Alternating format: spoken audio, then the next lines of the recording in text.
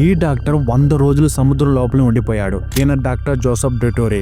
అమెరికాకి చెందిన ఈ వ్యక్తి HIV, క్యాన్సర్ లాంటి పెద్ద పెద్ద రోగాలకు మందులు మన సముద్రంలో దాగున్నాయి. మనం జస్ట్ వాటిని రీసెర్చ్ చేసి బయటికి తీయాలి అంతే.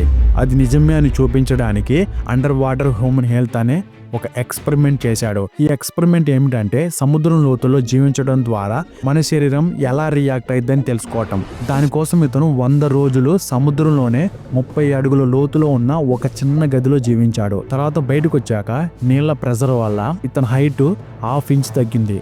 కానీ ఇతని ఆరోగ్యం మాత్రం ఇంకొంచెం బెటర్ అయింది. తన లోనికి వెళ్ళక ముందు తన ఆర్గాన్స్ టెస్ట్ చేసినప్పుడు 45 ఏజ్లో ఉన్నాయి. అండర్ వాటర్లో ఉన్న తర్వాత 34 ఏజ్ ఉన్న వ్యక్తిలాగా పనిచేస్తున్నాయి.